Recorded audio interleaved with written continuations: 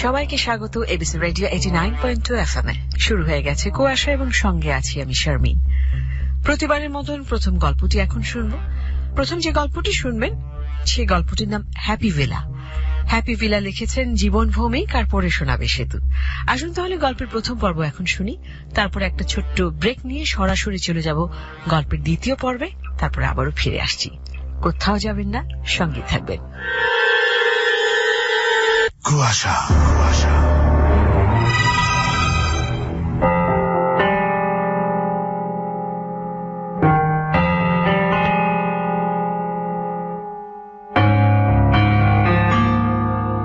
শিয়ালদার ফার্নিচারের দোকানের মালিক যেমন যেমন পথ নির্দেশ দিয়েছিলেন ঠিক সেই মতো পিকনিক গার্ডেন স্টপেজে বাস থেকে নামলাম। রাস্তা পার হয়ে সোজাসুজি একটি কাঁচা রাস্তায় এঁকে বেঁকে একটি ছোট পুকুরের শান বাঁধানো ঘাটে গিয়ে পড়েছে। হাড় সর্বস্ব লোকের মতো দাঁত বের করা সিঁড়ি সর্বস্ব পুকুর। বাসক আর আকন্ত শিরিষের হালকা জঙ্গলের ভেতর দিয়ে হলুদ রঙের বাড়িটা চোখে এসে পড়ল। খেয়াল করিনি এতক্ষণ ওটাই মিস্টার ডি কুনহার হ্যাপি ভিলা, কিন্তু দেখে শুনে বড়ই আনহ্যাপি মনে হচ্ছে। ভেতর থেকে আমাকে দেখতে পেয়েই হয়তো বারান্দায় একটি লোক এসে দাঁড়ালো। সিঁড়িতে নেমে দূর থেকে সে বলল, who is there, come along this side. তাই তো, ডান দিকেই একটা সরু রাস্তা রয়েছে, জঙ্গলের আড়ালে পড়ে গিয়েছিল। এদিকে এগিয়ে গেলাম সোজা, একেবারে বারান্দার সিঁড়ি পর্যন্ত। আপনি কি মিস্টার ডি কুনহা? আমি সবিনয়ে জিজ্ঞেস করলাম। ইয়েস মাই বয়, কি চাই তোমার, কি দরকার বলো? নমস্কার, আমি অনেক দূর থেকে এসেছি, আপনার সঙ্গে কিছু কথা ছিল। এই কথা বলে আমি সিঁড়ির ধাপ পেরিয়ে নিঃশব্দে তার পেছন পেছন ভেতরে গেলাম। মিস্টার কুনহার বয়স ঠিক বলা যাবে না, 50 থেকে 60 হবে। ছিপছিপে গড়ন, খুবই লম্বা, 6 ফিটের বেশি তো হবেই, যাতে পর্তুগিজ। মাথায় ইউল বার্নারের মতো টাক, লম্বাটে মুখ, সুন্দর নাক চোখ, খুব ফর্সা। অত্যন্ত আনমনা মানুষ তিনি, বিমর্ষ, ময়লা ট্রাউজার, গায়ে গেঞ্জি।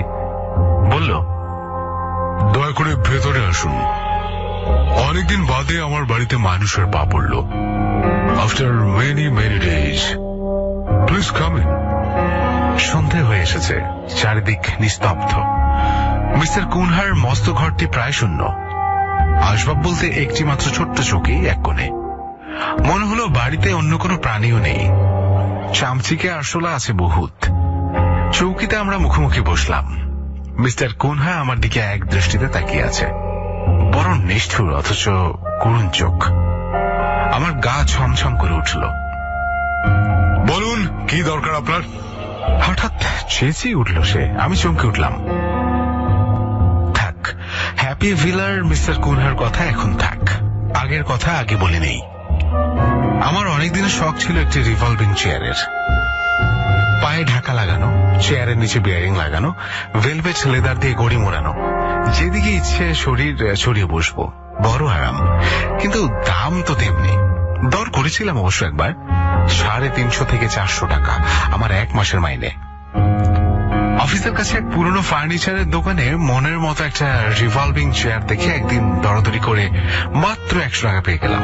ভাবতেই পারিনি যে সত্যি সত্যি দোকানদার আমার বলা দামে চেয়ারটা দিয়ে দেবে।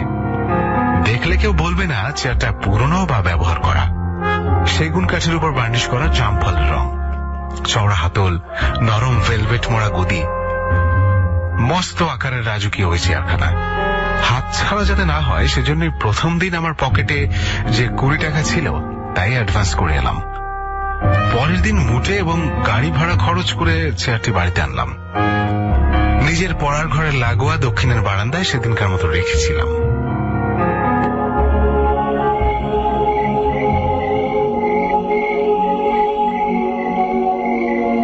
সেই রাত্রে খুব জ্যোৎস্না ছিল। দরকারি কাজকর্ম সেরে রাতের খাওয়া দাওয়া সারতে রোজকার মতো সেদিনও রাত প্রায় 10টা হলো। অভ্যাস মতো সিগারেট নিয়ে বারান্দায় এলাম। বাইরের ঘর বাড়ি, পথঘাট, গাছগাছালির জ্যোৎস্নায় মাখামাখি। বারান্দায় গ্রিলের ফাঁক দিয়ে জ্যোৎস্নায় এক ফালি আলপনা ঠিক আমার রিভলভিং চেয়ারটির উপর। বাইরের বাতাস বারান্দায় খেলছিল বটে, কিন্তু আমার মনে হলো ওই অপরিসর বারান্দায় ক্ষণিকের জন্য বাতাসের মত্ত এক দাপাদাপি হয়ে গেল এবং তারপরেই শান্ত। বারান্দার পর 6 ফুট রাস্তা সংলগ্ন একটা মাঠ। ছেলের দল খেলতে খেলতে মাঠের ঘাস নিশ্চিহ্ন করে ফেলেছে। ধুলোমাটি সম্পন্ন সাদা মাঠটি জ্যোৎস্নায় মনে হচ্ছে একটি ধবধবে সাদা চাদর। এইসব মনোরম প্রাকৃতিক দৃশ্যাবলী উপভোগ করতে করতে আমি একসময় চেয়ারে বসলাম। নিতান্ত স্বাভাবিকভাবেই সামনের মাঠে চোখ পড়েছিল এবং আমি চমকে উঠেছিলাম। আমার সমস্ত শরীর হঠাৎ কাঁটা দিয়ে উঠেছিল। ঠিক আমার বারান্দার সামনে ওই ধবধবে সাদা মাঠে তার চেয়েও সাদা একটি কুকুর এক দৃষ্টে আমার দিকে তাকিয়ে। এত সাদা কুকুর আমি জীবনে দেখিনি। সাদা রং যে কি ভয়ঙ্কর হতে পারে সেদিনই বুঝলাম। কুকুরটাকে কোনো অশুভ প্রতীক বলে মনে হলো আমার। চেয়ার থেকে উঠে মুখে শব্দ করে হাত তুলে আমি কুকুরটাকে তাড়াবার চেষ্টা করলাম। পলকের মধ্যে ওই জ্যোৎস্না এসে অদৃশ্য হয়ে গেল। ফিরে চেয়ারে বসতে যাব যেন কার শরীরে ধাক্কা লাগলো। কে কে কই? কেউ না তো। ভয়ে ছিটকে এলাম আমি বারান্দার অন্য প্রান্তে। চেয়ারে বসতে গিয়ে কিসের সঙ্গে আমার ধাক্কা লাগলো? তবে কি মনের ভুল? কিন্তু সাদা কুকুরটা, সেটাও কি চোখের ভুল? ঘড়িতে তখন রাত 10:30। আমি একটু দূরে দাঁড়িয়ে চেয়ারটার দিকে তাকিয়ে আছি। এই প্রথম নজরে পড়ল যে চেয়ারটার 2 হাতলে বেশ কতগুলো দাগ, সাদা সাদা, যেন আঁচড়ের দাগ। আগে তো দেখিনি, কিনে আনার সময়ও নজরে পড়েনি। ব্যবহার করা জিনিস, এরকম হতেই পারে। কিন্তু এ কি? চেয়ারে বসার গদিটা গোল হয়ে আস্তে আস্তে বসে গেল কেন? একজন বসলে তার শরীরের ভারে যেমন হয় ঠিক তেমন। চেয়ারে হেলান দেবার পেছনের জায়গাটা নড়ে উঠল কেন? একজন বসলে তার শরীরের ভারে যেমন হয়, অথচ কাউকে তো দেখা যাচ্ছে না। আমার সমস্ত শরীর ঘামে ভিজে উঠল। তবে কি আমি একটা ভুতুড়ে চেয়ার কিনে নিয়ে এসেছি বাড়িতে? সেই জন্যই কি এত কম দামে দোকানদার আমায় দিয়ে দিল? এই চেয়ার আমি ফিরিয়ে দেব, অথবা বিক্রি করে দিতে হবে অন্যত্র। কিন্তু তার আগে শেষ দেখা দেখতে চাই। আমি ধীরে ধীরে শূন্য চেয়ারের দিকে এগিয়ে গেলাম এবং বসতে গিয়ে কার আচমকা ধাক্কায় আমি বারান্দায় মুখ থুবড়ে পড়ে গেলাম। একটা চাপা আর্তনাদ আমার মুখ দিয়ে বেরিয়ে গেল। কোন ক্রমে নিজেকে সামলে নিয়ে উঠে দাঁড়িয়ে দেখি সেই সাদা কুকুরটি বারান্দায় চেয়ারের পাশে নিচে মাটিতে বসে আছে জ্যোৎস্নায়। আর দাঁড়াতে পারিনি সেখানে। ঘরে ঢুকে বারান্দার দরজা বন্ধ করে দিলাম। ঠান্ডা জলে মুখ চোখ ধুয়ে শুয়ে পড়লাম। সারা রাত ঘুম নেই। আজগুবি নাকি ভৌতিক ওই চেয়ারের কথা আমি না পারলাম কাউকে বলতে, না পারলাম মন থেকে দাঁড়াতে।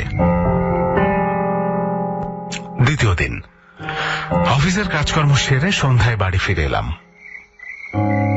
ভেবেছিলাম চেয়ারটা ঘরে নিয়ে আসবো, ভরসা পেলাম না। তবে সাহস করে বসলাম চেয়ারটা, সব স্বাভাবিক। খেতে যাবার আগেই ঘরে নিয়ে এলাম চেয়ারটা, খাটের পাশে জানালার ধারে টেবিলের কাছেই বসলাম। খেয়ে এসে সিগারেট নিয়ে বারান্দায় কিছুক্ষণ পায়চারি করে ঘরে এলাম। আমার বুক ধুকপুক করতে লাগলো। ঘরের আলো জ্বালিয়ে রাখলাম। রেডিও খুলে 10টার খবর শুনলাম।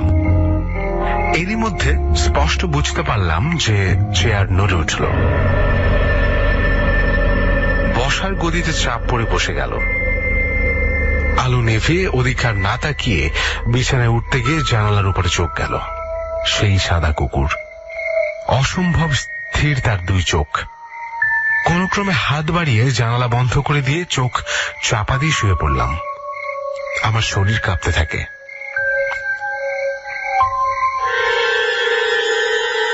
কুয়াশা।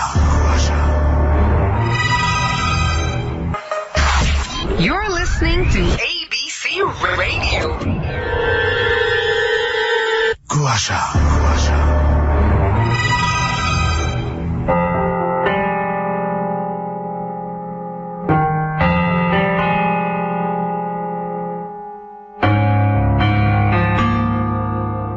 পরদিন অফিস থেকে বেরিয়ে অফিসের কাছে যে ফার্নিচারের দোকান থেকে চেয়ারটি কিনেছিলাম সেখানে হাজির হলাম।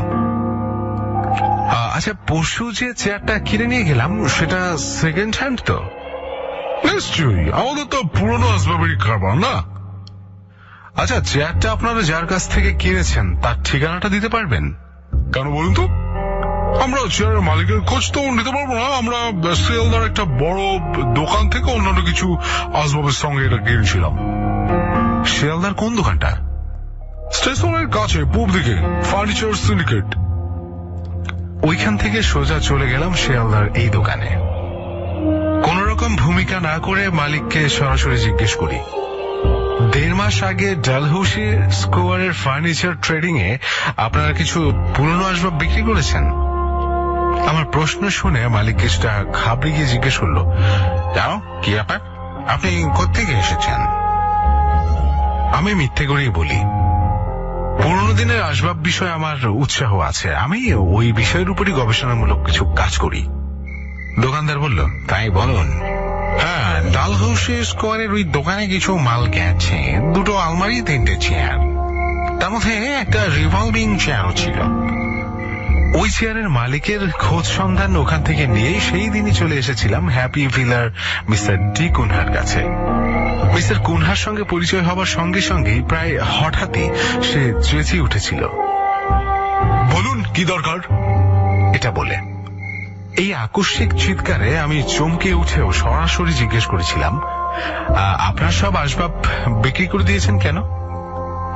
মিস্টার কুনহা ঠিক স্বাভাবিক মস্তিষ্ক সম্পন্ন যে নয় সেটা বোঝাই গিয়েছিল তার কথাবার্তার ধরন ধারণে, চলনে, গমনে ও চোখের দৃষ্টিতে। বড় উদাস কণ্ঠে বলল, ও লেট মি ফরগেট দ্যাট, আমিও সব ভুলে যেতে চাই, আমাকে একা থাকতে দিন। আমি বিনীতভাবে মিস্টার কুনহাকে বলি, দেখুন, 4 বছর আগে আপনার বাড়িতে যে দুর্ঘটনাটা ঘটে গেছে সে কথা আমি আপনার বাড়ি খুঁজে আসার পথে স্থানীয় লোক মুখেই শুনেছি।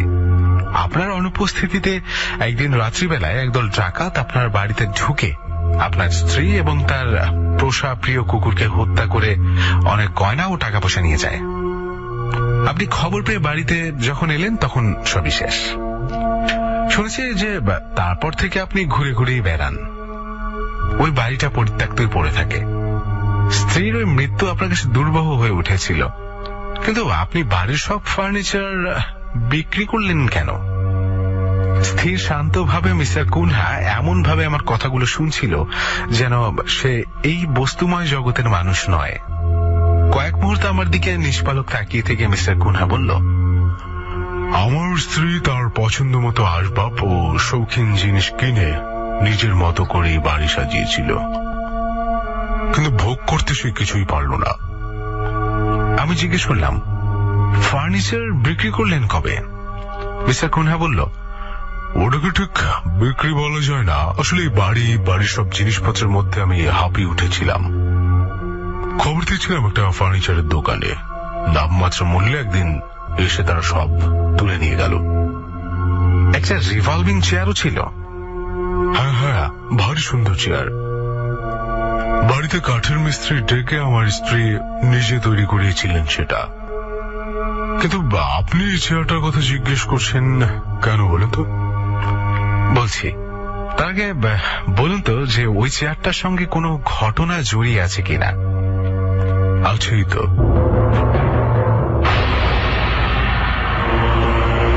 আমার স্ত্রী রোজ রাতে শুতে যাবার আগে ওই চেয়ারটাতে বসে বাইবেল পড়ত।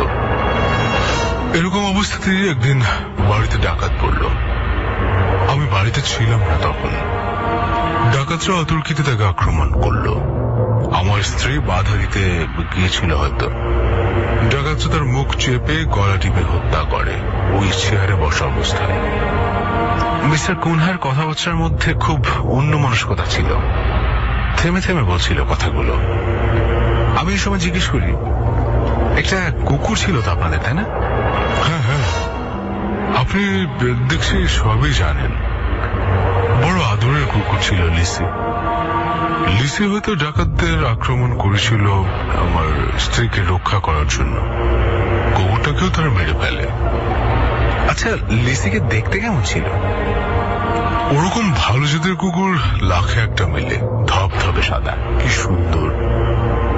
হ্যাঁ, ধবধবে সাদা, কিন্তু আপনার লিসির কপালের রং এক জায়গায় কালো ছিল। হাউ স্ট্রেঞ্জ, আপনি জানলেন কি করে? আমি লিসিকে দেখেছি পরপর 2 দিন রাত 10টা নাগাদ। হোয়াট? মিস্টার কুনহা চিৎকার করে ওঠে। আমি শান্ত গলায় বলি, শুধু লিসি নয়, আপনার স্ত্রীকেও। কারণ আপনার ওই রিভলভিং চেয়ারটা আপাতত আমার ঘরে আছে। মিস্টার কুনহা কোনো কথা বলতে পারছিলেন না, ঠোঁট দুটো কাঁপছিল। অনেক কষ্টে, খুব অসহায়ের মতো বলল, দুর্ঘটনার পর আমি কোনোদিন রাতে তার ওই চেয়ারটার কাছে যাইনি। এমন জানলে আমি অন্তত চেয়ারটা রেখে দিতাম। প্লিজ ওই চেয়ারটা আমাকে ফিরিয়ে দিন। Let us live in peace. দিয়েছিলাম। ওই রিভলভিং চেয়ার পরের দিনই আমি হ্যাপি ভিলাতে ফেরত দিয়ে এসেছিলাম। এসব বহুদিন আগের কথা। হ্যাপি ভিলা এখনো আছে, জীর্ণ প্রায়। আগাছা জঙ্গলে ঘেরা ওই বাড়িতে শীর্ণ বৃদ্ধ এক পর্তুগিজ ভদ্রলোক বাস করে। রোজ রাত 10টায় সে দোতলার একটা ঘরে একটা রিভলভিং চেয়ারের সামনে বসে তার স্ত্রীর সঙ্গে কথা বলে। হ্যাপি ভিলার কাছাকাছি বাড়ির লোকজন মাঝে মাঝে নাকি মেয়ে মানুষের কণ্ঠও শুনতে পায়। কাঁপা কাঁপা সেই অস্বাভাবিক নারী কণ্ঠ শুনে সবাই ভয়ে কাটা হয়ে থাকে। আজকাল দিনের বেলা তো হ্যাপি ভিলার ধারে কাছে কেউ চায় না। স্থানীয় মানুষের বিশ্বাস মিস্টার কুনহা আর বেঁচে নেই। গত কয়েক বছরের মধ্যে কেউ তাকে একবারও দেখতে পায়নি। সন্ধ্যার পর হ্যাপি ভিলাতে আলো জ্বলতেও দেখা যায় না। চেয়ারটা ফেরত দিয়ে আসার পর কত বছর পার হয়ে গেল। ভেবেছিলাম মিস্টার কুনহার সঙ্গে দেখা করে আসবো একদিন, কিন্তু দূর থেকে হ্যাপি ভিলা সম্বন্ধে যেটুকু খবরাখবর পেতাম তাতে আর ভরসা পাইনি। মাত্র সেদিন খবর পেলাম সরকারি কর্তৃপক্ষের সহায়তায় হ্যাপি ভিলাকে নাকি অধিগ্রহণ ও যথাযথ সংস্কার করে সেখানে জনসাধারণের কল্যাণার্থে কিছু একটা করা হবে। কারণ মিস্টার কুনহার সম্পত্তির কোনো দাবিদার পাওয়া যায়নি। খবরটা শোনার পর থেকেই আমার বারবার হ্যাপি ভিলার কথা মনে হয়। যদিও লোকে সেটাকে ভূতের বাড়ি বলতো, আমার কাছে কিন্তু সেটা সত্যি সত্যি হ্যাপি ভিলা, সুখের নীড়। কারণ আমার বিশ্বাস আজও সেখানে দুটি প্রাণী পরম শান্তিতে বাস করছে।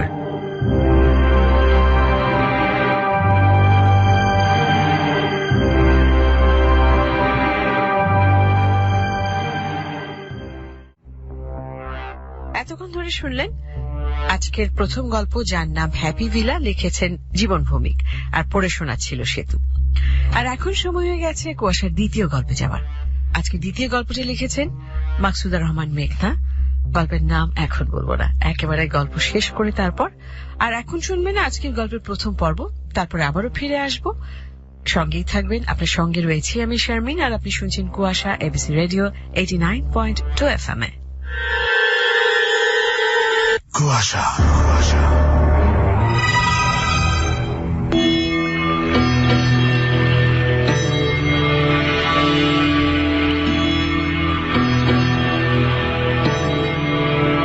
বেপরোয়া চাওয়া পাওয়াগুলো কখনো কখনো মানুষের হিতাহিত জ্ঞানকে খুন করে ফেলে। সেই সঙ্গে খুন করে মানুষের স্বভাবজাত ভালো বৈশিষ্ট্যকেও।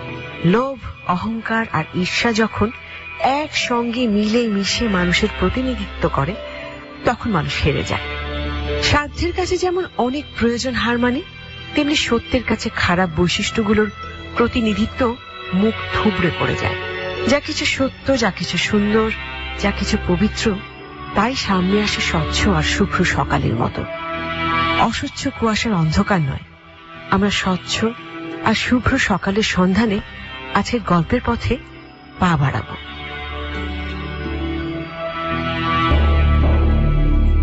তুমি কি বেয়াক্কেল? এমন কাউ কেউ করে?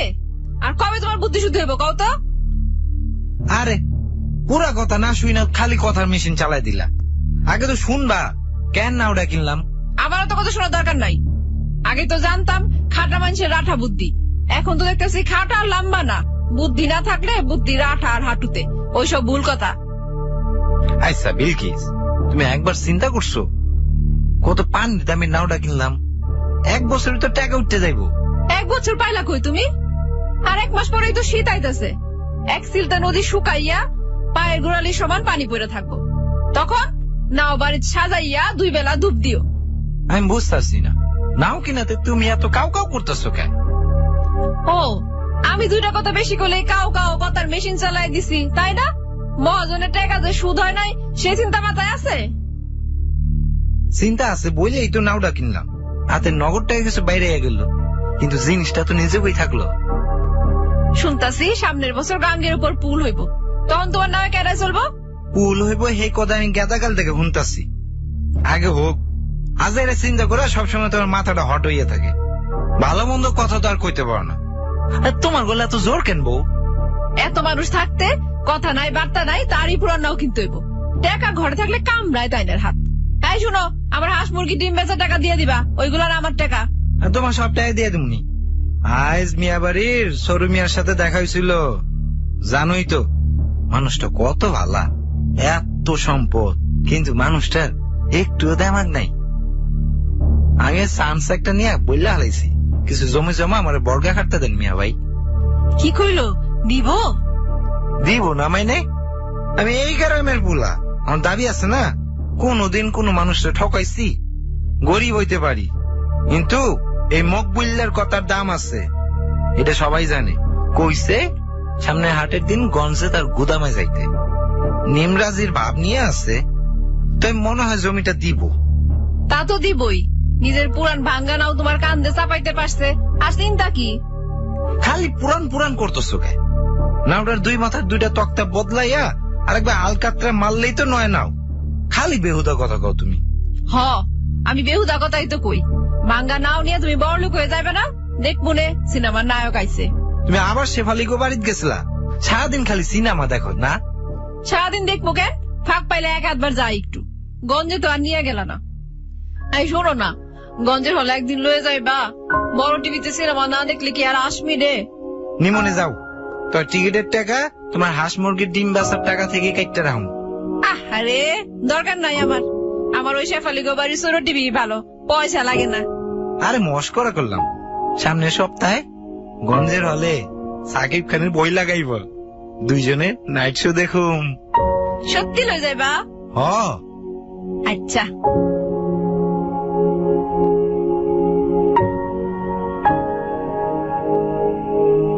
মকবুল আর বিলকিস যে গ্রামে থাকে তার নাম চকলেঙ্গুড়া। বাংলা বইয়ের পাতায় আঁকা বা লেখা ছবির মতোই গ্রামটা, তবে কিছু অসুবিধা তো থাকবেই। চকলেঙ্গুড়ার অসুবিধা হচ্ছে রাস্তাঘাট। এই গ্রামের রাস্তাঘাট অর্থাৎ যাতায়াত ব্যবস্থার অবস্থা খুবই খারাপ। তারপর আবার নদী পার হয়ে গঞ্জে যেতে হয়, যদিও নদীটার প্রশস্ততা ততটা নয়, তবুও তো নদী। বর্ষাকালে বেশ দুর্ভোগ পোহাতে হয় গ্রামের লোকজনদের, তবে সবাই এতটাই নির্বিকার যে কারো কোনো অভিযোগ বা আক্ষেপ নেই। এই গ্রামের মোটামুটি সবাই কৃষক। যাদের একটু টাকা পয়সা বেশি তাদের গঞ্জে দোকান টোকান রয়েছে, যার সংখ্যা প্রায় হাতে গোনা যায়। গঞ্জে বা গ্রামের পুরোটাতে যাদের এক চেটিয়া প্রভাব সবচেয়ে বেশি তারা হলেন মিয়া বংশ। বনেদে পরিবারেদের বড় মিয়া অর্থাৎ তালুকদার ইস্কান্দার মিয়া গত হয়েছেন বছর 10। এখন মিয়া বাড়ির সব সামলাচ্ছেন বড় মিয়ার প্রথম পক্ষের বড় ছেলে তালুকদার ইদ্রিস মিয়া। গ্রামের মানুষ তাকে ছোট মিয়া বলে। প্রচুর জমি জমা, গঞ্জে দোকানপাট, ধানের মিল, চালের গুদাম, নদীতে ভাড়া খাটানোর গোটার সাথে শিমুল কাঠের নৌকা, পাকা দালান বাড়ি, পুকুর, মাছের আড়ত, কোনো কিছুর কমতি নেই। এবছরই পুরনো নৌকা নামমাত্র দামে গ্রামের গরিবদের কাছে বেচে দিয়ে 4খানা নতুন নৌকা নামিয়েছেন ছোট মিয়া। ছোট মিয়া মানুষটাও খুব ভালো, ধীর স্থির, তবুও লোকে তাকে ভয় পেয়ে সমীহ করে, কারণ উনি ভীষণ রাগী। অসৎ কাজ, মিথ্যা বলা এইসব তার পছন্দ নয় একেবারে। বড় মিয়ার মতো ছোট মিয়া হাসি খুশি না হলেও দয়ার শরীর তার বাবার মতোই। বড় মিয়ার 4 ছেলে 2 মেয়ে, তার মধ্যে প্রথম পক্ষের স্ত্রীর 3 ছেলে 1 মেয়ে আর দ্বিতীয় পক্ষের স্ত্রীর একটাই ছেলে। বড় মিয়ার দ্বিতীয় বিয়ে নিয়ে পরিবারের গোপন অসন্তোষ কম বেশি সবাই জানে। বড় মিয়ার মেয়ে একটাই ছিল, অথচ অকালে মৃত্যুবরণ করেছে। সঙ্গে মেয়ের স্বামীটাও। মেয়ের ঘরে নাতনি আছে একটা, সেও এই মিয়া বাড়িতেই থাকে। চকলেঙ্গুড়ায় হাট বসে সপ্তাহে 2 দিন, বুধবার আর শনিবার। আজ শনিবার গঞ্জের গুদামে বসেন ছোট মিয়া তালুকদার ইদ্রিস মিয়া। ওই দিন গ্রামের লোকজনের সুবিধা অসুবিধা নিয়েও কথা বলেন তিনি, তবে মেজাজ মর্জি ভালো থাকলে। বেশ কয়েকজন গুদামের বাইরের বারান্দায় বসে গুজগুজ করছিল, আর ঠিক তখনই মকবুল গঞ্জের গুদামে এসে পৌঁছল। কিরে মকবুল, তোর নাওয়ে আলকাতরা দিছস? না মিয়া সাহেব, তো দিয়া ফেলামু। আলকাতরা আমার কাছ থেকে নিয়ে যাইস চাউনের সময়। ওই বক্সি, মকবুলের নাওডার আলকাতরা দিয়া দিস। মিয়া সাহেব, আপনি না কইছিলেন আমারে কিছু জমি জিরাত দিবেন, বর্গা খাটুন। আমি যেই কয়টা বর্গা খাটি তা দিয়ে আর চলতেছে না। সব জিনিসের যে দাম বাড়তি, আবার মহাজনের কাছে কিছু টেহাও ঋণ আছে। যদি আপনি একটা ব্যবস্থা করে দিতেন। তরে তো কইছিলামই আমি দেখুম নে, নদীর ওই পারে পূর্ব পশ্চিম কোণে ওই শিমুল গাছের নিচে যে জমিটা পইরা রইছে ওইটা তুই নে, চাষবাস কর। আর বেশি অসুবিধা থাকলে আমারে অর্ধেক না দিয়া অর্ধেকের অর্ধেকই ধান দিস। মিয়া সাহেব, আপনি অনেক দয়া, এত বড় উপকার আমি জীবনেও ভুলুম না। তুই যে জমি বর্গা খাটবি তা থেকে আর কয়টা ধান আইব, তবুও একেবারে মাগনা কাজ করতে দিলে মানুষ মাথায় উঠা যায়, তাই ওইটুকু দাবি করলাম। সি মিয়া সাহেব, এইটা কি কন? আপনারা হইলেন গে গ্রামের মাথা, আপনাকে মাথায় উঠুন, অত সাহস যেন আমাকে না হয়। তুই মানুষ ভালো, তোর মুখের কথায় জমি বর্গা দিলাম, কারণ তোর বাপ আমার বাপের আমলে আমাগর অনেক জমি চাষ করছে, কোনদিন ঝামেলা হয় নাই। মাইনুদ্দিন চাচাও ভালো লোক আছিল। আমিও ঠিক সময় মতো বর্গা চাষের ভাগ আপনার গুদামে দিয়ে যাবো। অহন যা, কামে লাগিয়া পড়। 1 বছরের জন্য ওই পশ্চিমের জমি তোর। আপনার অনেক মেহেরবানি। আজ চলে উঠি মিয়া সাহেব। আচ্ছা যা।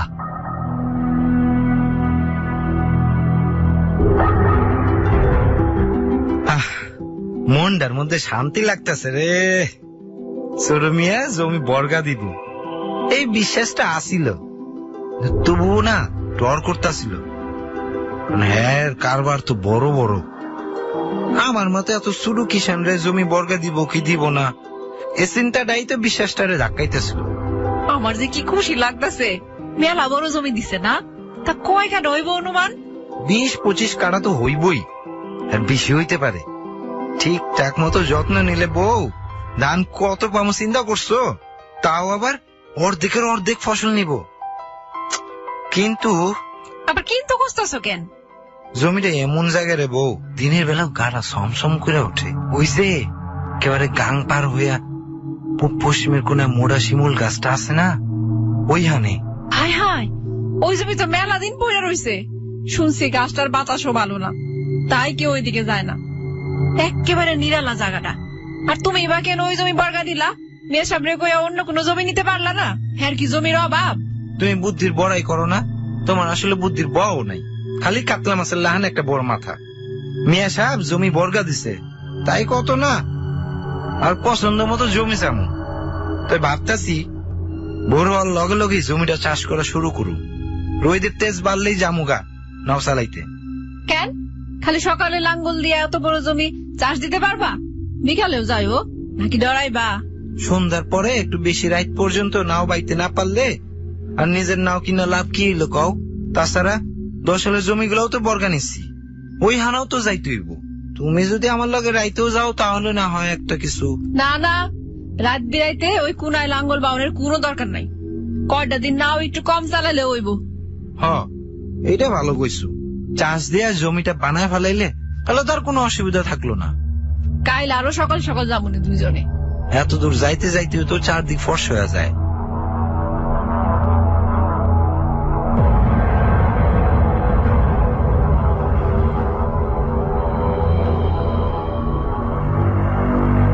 মকবুল মকবুলকে যে জমিটা ছোট মিয়া বর্গা দিয়েছেন সেটা একটা পতিত জমি। দীর্ঘদিন এই পূর্ব পশ্চিম কোনা জমিটা পড়েই ছিল। যেহেতু মকবুল ভীষণ পরিশ্রমী, সেহেতু ওই জমি তৈরি করতে মকবুলের খুব একটা বেগ পেতে হবে না। মকবুলও ভীষণ খুশি, কারণ এতখানি জমি একসঙ্গে বর্গা পাওয়া সত্যিই ভাগ্যের ব্যাপার। টানা 10 দিন ধরে জমিতে লাঙল দিয়ে যাচ্ছে, অথচ তারপরে মনে হচ্ছে যেন এক কোনায় হাল চাষ করা জায়গাটুকু পড়ে আছে।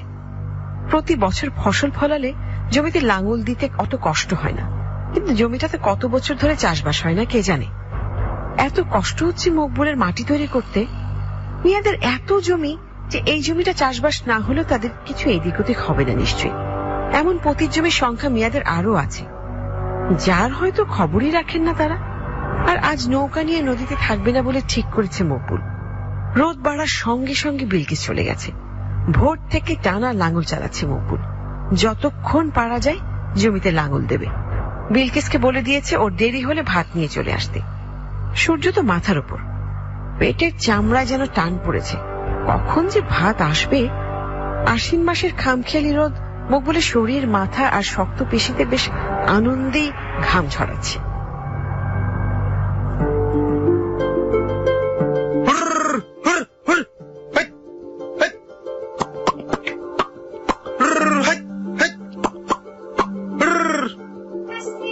ভাত নিয়ে আসছি, জলদি আসো, আমার বাড়ির যাওয়ার লাগবো, কাম পড়ে রইছে।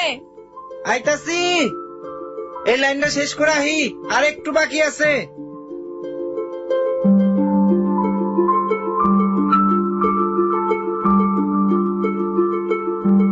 আরে কিসের আওয়াজ হইল?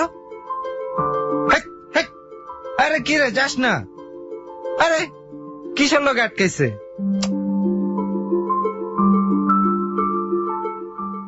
কি এইখানে হাড্ডি মনে হইতাছে, কুট্টা টুট্টা মেরে ফালাইছে নাকি? কি এটা? বিলকিস, ওই বিলকিস, জলদি আহ ওইদিকে। দূর ভাত লইয়া বসে আছি কতক্ষণ ধরে, তুমি আহো তো। এইখানে কিছু একটা পইরা আছে, আহো না। কি আছে দেহি? কি এটা? আড্ডি তো, কি নাকি ময়রা পয়রা রয়েছে কে জানে। টান দাও তো।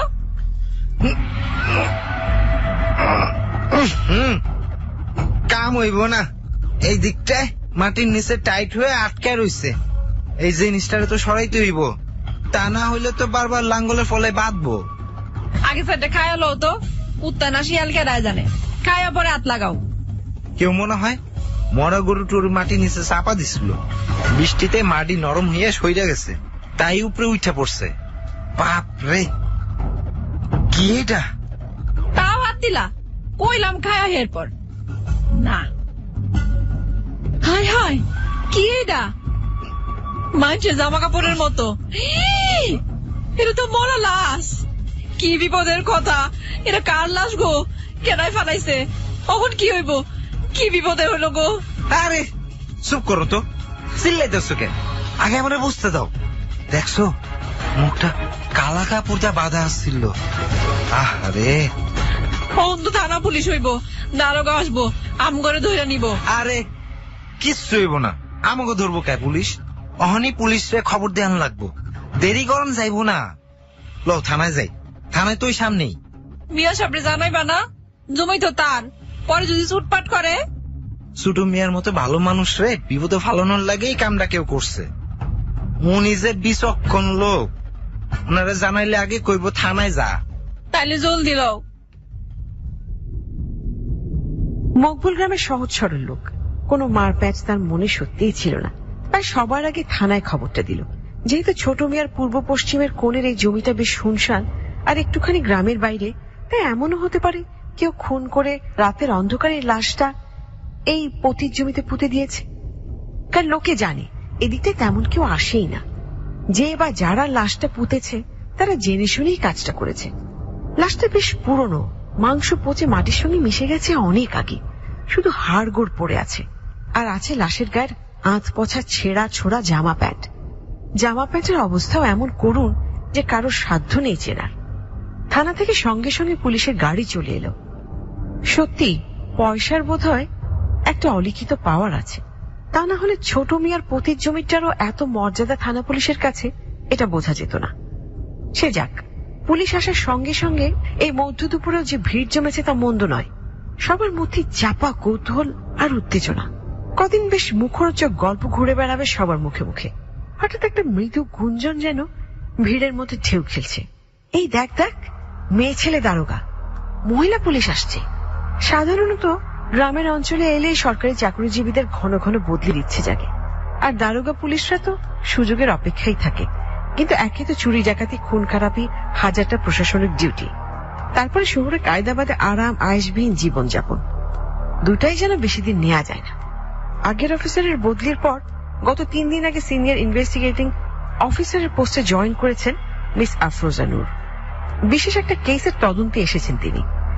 3 দিনে এমন একটা ভাব নিচ্ছেন যেন বিরাট কোনো কাজ করে তিনি চারদিকে হই হই রই রই ফেলে দেবেন। ভেতরে ভেতরে ইন্সপেক্টর মনির হোসেন খুবই বিরক্ত।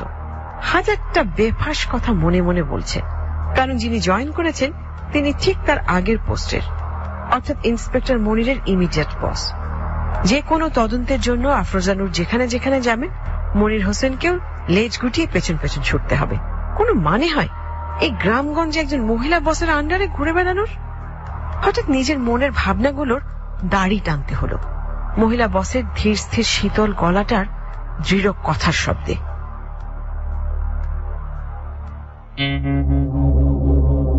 মিস্টার হোসেন, আস্তে আস্তে কি যেন বলছিলেন একটা? ও হ্যাঁ, জমিটা ছোট মিয়ার। জি ম্যাডাম, ছোট মিয়া মানে তালুকদার ইদ্রিস মিয়া, এই গ্রামের প্রভাবশালী, বলতে গেলে গ্রামের মাথা। তাছাড়া উনি সব বিষয়ে সবাইকে সাহায্য করেন। ওনার সাহায্য তো আমাদের লাগবেই। এই ভিড়টা পাতলা করেন, সরে দাঁড়ান, সরেন সরেন।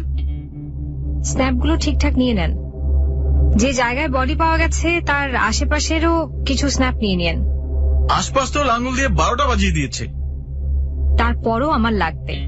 আপনি এক কাজ করুন, ওই মকবুল, ওনার স্ত্রী আর আশেপাশের কয়েকজনের একটা স্টেটমেন্ট নিয়ে ফেলুন। স্টেটমেন্ট নিয়ে আর কি হবে? লাশের যে অবস্থা, খুনের প্রমাণ খুঁজতে খুঁজতে হাড়েও জং ধরবে। শহর থেকে একটু মফস্বলের দিকে আসলেই আপনাদের মাথায় একটা ব্যাপার চলে আসে, আর তা হচ্ছে গ্রামের মানুষের কোনো ঘটনা নিয়ে তোড়জোড় করা যায় না, তাই না? সরি ম্যাডাম, আসলে আমি ওভাবে বলিনি কথাটা। কিছু মনে করবেন না, কাজ কাজই, সেটা গ্রাম, শহর, নিজের ঘর অথবা মঙ্গল গ্রহ, যেখানেই হোক। কাজে ঢিলামি বা ফাঁকিবাজি আমি সহ্য করব না। এই মহিলা নিশ্চয়ই তরকারিতে মরিচ বেশি খায়, কথায় সবসময় ঝাল। কবে যে যাবে গ্রাম থেকে? ইস, লোককে প্রশ্ন করছে, দেখো না, যেন রান্নার অনুষ্ঠান। আরে দারোগা পুলিশের কথায় যদি বকাবাদ্দি হামকি ধামকি না থাকে, তবে মানুষ সত্যি বলবে। কি বলছিলেন? না মানে বলছিলাম, 2-1জনকে থানায় নিয়ে গিয়ে একটু ভয়টা দেখালে কথা বের হতো। থানা বা ভয় ওসব দিয়ে কথা বের করতে হবে না, বুদ্ধি খাটান, এমনি সব বেরিয়ে আসবে। ম্যাডাম, হাড়গোড় ছাড়া তো কিচ্ছু একটা প্রমাণ নেই, তাহলে এই কেস নিয়ে ভেবে সময় নষ্ট করা ছাড়া আর কোনো কিছুই হবে না। যদি তাই হবে তাহলে সাধারণ জনগণ পুলিশে খবর দিল কেন? আপনি তো অদ্ভুতভাবে কথা বলছেন। আপনাদের মতো কর্তব্যের অবহেলা করা কিছু মানুষের জন্য পুরো সিস্টেমটার বিরুদ্ধে মানুষের ভুল ধারণা সৃষ্টি হয়ে গেছে। কেসটা যতই প্রমাণহীন হোক না কেন, এর সুরাহা করা আমাদেরই ডিউটি। মানে জি ম্যাডাম, এমন তো হতে পারে এই গ্রামের বাইরের কেউ কাজটা করেছে। মনে তো হচ্ছে এটা খুন। মুখটা বাঁধা ছিল, যেই করুক কাজটা অন্যায়, আর অন্যায়ের শাস্তি হওয়া উচিত। আপনি আরেকটা কাজ করুন, ছোট মিয়ার সঙ্গে আমার কথা বলার ব্যবস্থা করুন। ওনার সঙ্গে কথা বলতে চাই।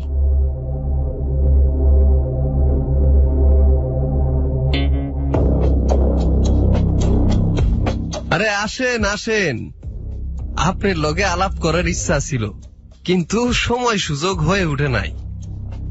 আমি আসলে আপনার সঙ্গে সৌজন্য সাক্ষাৎ করতে এসেছি, তবে তার মধ্যেও আপনার কাছ থেকে 2-1টা কথা জানবো। আমি শুনছি আমার জমি থেকে মানুষের হাড়গোড় পাওয়া গেছে। সেই দিন আমি শহরে আছিলাম, তাই আপনাকে লগে দেখা হয় নাই।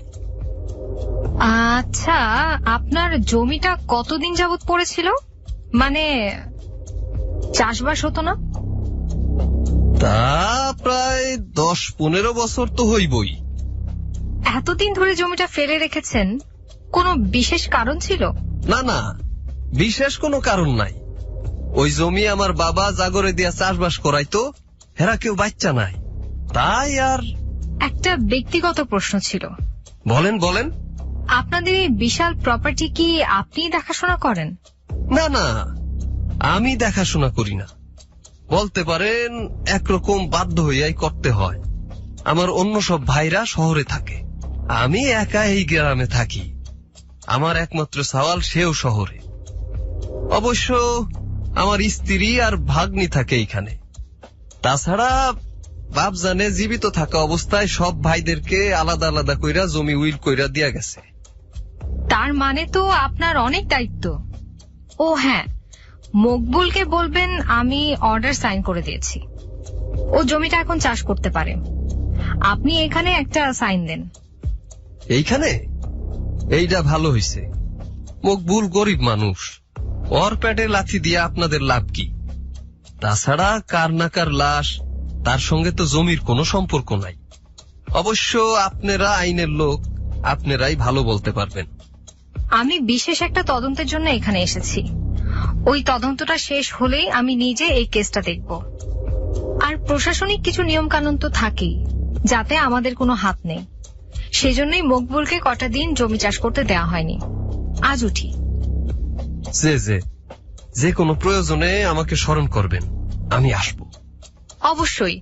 আপনাকে বিরক্ত করার জন্য সত্যিই দুঃখিত। এত বিনয় পুলিশের লোক করে নাকি? ভালো বলেছেন। আসি।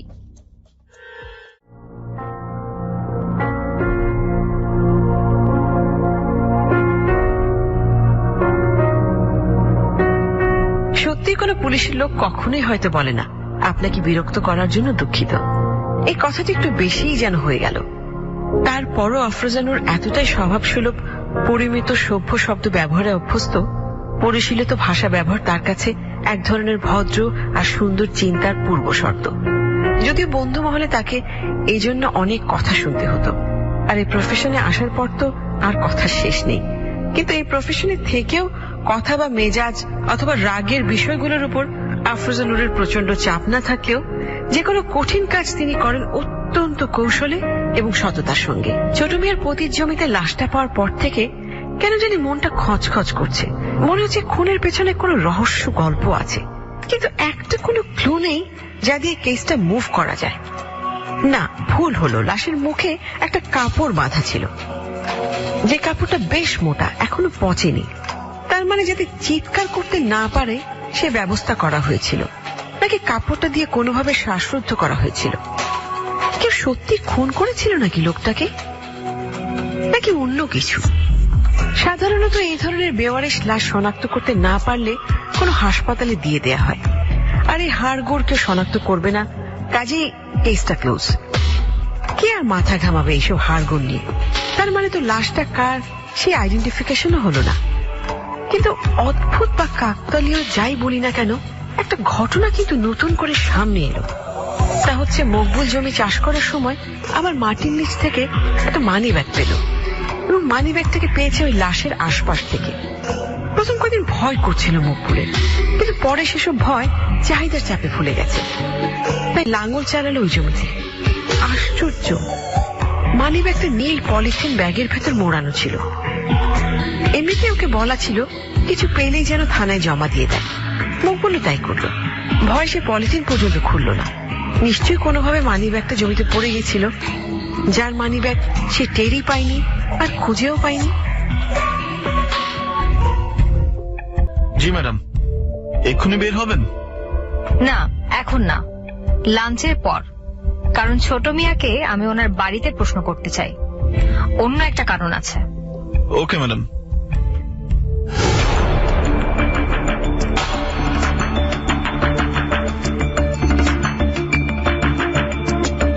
দেখেন ম্যাডাম, আপনি যা জানছেন তাতে ভুল তথ্য আছে কিছু। এই সব বাজে কথা আপনারে কে কইছে এটা জানি না, তবে সত্যটা আমার কাছে শুনেন। ইয়াকুব আমার সৎ ভাইটাই কিছু না, ও আমার বাড়িতে টুকটাক কাজ করত। আর ওর মাথায় হঠাৎ হঠাৎ পলানোর বাতিক আসিল। প্রায় সে কয়েকদিনের লাইগা লাপাত্তা হইয়া যাইতো। তাই এইবারের বিষয়টাও। ছেলেটা কতদিন আপনার বাড়িতে কাজ করেছে? এর জন্মই আমাদের বাড়িতে, ওর মাও আমাদের বাড়িতে কাজ করত। নিখোঁজ হয়েছে কতদিন? এইটা প্রায় 7-8 মাস বা এর বেশিও হইতে পারে।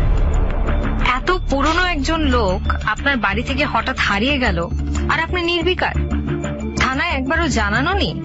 আসলে এইটাই আমার ভুল বলতে পারেন, কারণ প্রতিবারের মতো এইবারও ইয়াকুব কয়েক মাস পর ফিরে আসবে এইটাই ভাবছিলাম। তাই আর বিষয়টা নিয়ে অত মাথা ঘামাই নাই। তাছাড়া আমি নানান কাজে ব্যস্ত থাকি। দেখুন তো এই মানি ব্যাগটা চিনতে পারেন কিনা? আমি তো ঠিক চিনতে পারতাছি না। এই ছবিটা কার চিনতে পারছেন? জি জি, এইটা ইয়াকুবের মায়ের ছবি। এমন তো হতে পারে আপনার বাড়ির কাজের লোক ইয়াকুবকে কেউ খুন করে আপনার জমিতে পুঁতে রেখেছে।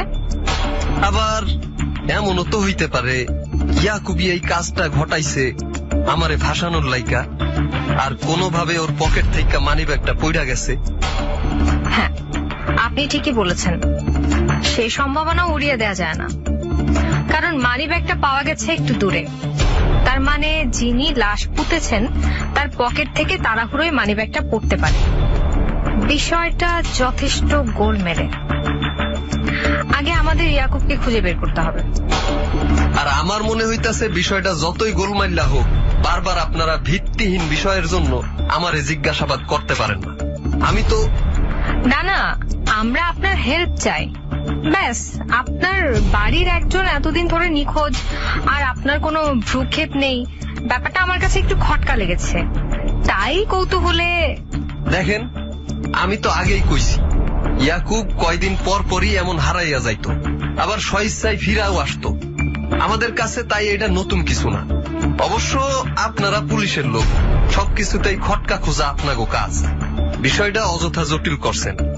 তারপরও আপনারা আপনাদের কাজ করেন। যদি ইয়াকুবরে খুঁজা পান তাইলে তো সব সমস্যার সমাধান হইয়াই গেল। আপনি কি রেগে যাচ্ছেন? না না, তয় কিছুটা বিরক্ত হইছি।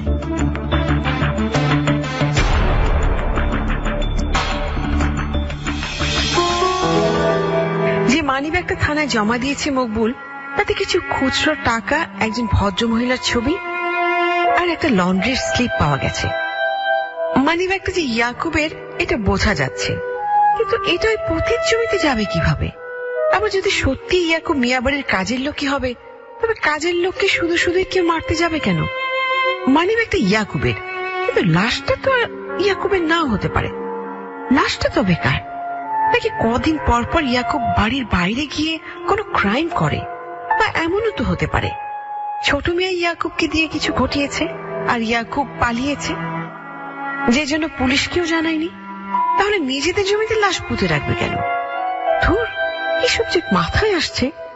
প্রশাসনিক কিছু নিয়ম কানুন আছে, যেসব না মেনে তো ওই লাশের হাড়গোড়ের ডিএনএ টেস্টও করা যাবে না। তবে লন্ড্রি স্লিপের বিষয়টা নিয়ে আফরোজা ছোট মেয়েকে কিছু জিজ্ঞেস করেনি, কেননা স্লিপে শুধু দোকানের নাম আর ডেলিভারি ডেট দেয়া, আর কিছু নেই। ছোট্ট একটা লন্ড্রি স্লিপ আর কি কাজে আসবে যেখানে মানি ব্যক্তি চিনতে পারছে না তালুকদার ইদ্রিস মিয়া? কোনো কাজে আসবে না, তারপরও ওই জলি লন্ড্রি ঘরে একবার যেতে হবে। ছোট মিয়ার মেজাজ আজ বিশেষ সুবিধার নয়। সকাল থেকে যাকে পাচ্ছে তাকেই ধমকাচ্ছে। মকবুলকে ডেকে পাঠিয়েছেন তিনি।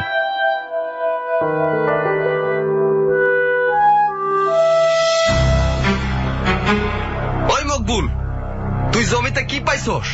হাতি ঘোড়া যে থানায় জমা দিতে গেলি দৌড়াইয়া, আমারে একবারও বইলা যাবি না? জমি চাষ দেওয়া বন্ধ করে দিয়েছিল, আবার অনুমতিও দিল। বারে বারে কইছে কিছু পাইলেই যেন লগে লগে থানায় জমা দি। তাই আর ভাবলাম যে তোরা সব ছোট লোক, জমি বর্গা দিলাম আমি, আর কথায় কথায় থানায় চলে যাস। ওই বেয়াদব, তোরে আমি কইছি শিমুল গাছের পশ্চিমের জমিতে চাষ দিতে, তুই মরতে ওই পূবের জমিতে গেছিস কেন? আমি তো মিয়া সাহেব পূব পশ্চিমের কোনার, পূব থেকে পশ্চিমের সবটাই জমি চাষ দিতে গেছেন, এটা ভাবছিলাম। তোর উপকার করতে গিয়া আমার বাড়িতে পুলিশের আনাগোনা। একদিন মানুষের হাড্ডি গুড্ডি পাইলি, আবার পাইলি মানি ব্যাগ। এই মানি ব্যাগ আবার ইয়াকুবের। ইয়াকুব যে কই পলাইছে কেডা জানে। কামলার বাচ্চা কামলা আমার শান্তিতে থাকতে দিব না। হায় হায়, থানাওয়ালা কি কইছে? লাশটা ইয়াকুব ভাই মিয়া সাহেব। চুপ যাবাক, আর কোনো কথা যেন না শুনি তোর মুখে। জমিটা ফেরতই নিয়ে আনিতাম, কিন্তু ফেরত নিলে তোর দারোগা আবার ডাবল সন্দেহ নিয়ে আমার বাড়িতে আইব। আমার চোখের সামনে থেকে তুই সর, আর মুখ বন্ধ রাখবি, একদম চুপ। আমি তো আপনার যাতে দুর্নাম না হয় সেজন্যই থানায় গেছি। আপনি যে এত রাগ করবেন এইটা তোর বুঝি নাই। তাছাড়া অত হইলেও তো ইয়াকুব তো আপনাগরই রক্ত। যদি সত্যি ইয়াকুব রেখে মাইরা লায়, পুলিশ তো আপনাগরই ধরবো। থাপ্পাইয়া তোর দাঁত ফালাইয়া দিব। ছোট লোক, ইয়াকুব আমাকে রক্ত হয় কেমনে জানোস না? ওর মা আমাকে বাড়ি কামলা ছিল। এইসব কথা যদি তোর মুখে আর একবার শুনি, তরে আমি শেষ কইরা ফেলাম। এইসব আজে বাজে কথা তুই থানায় কইছস? না মিয়া সাহেব, আমি থানায় কিছু কই নাই।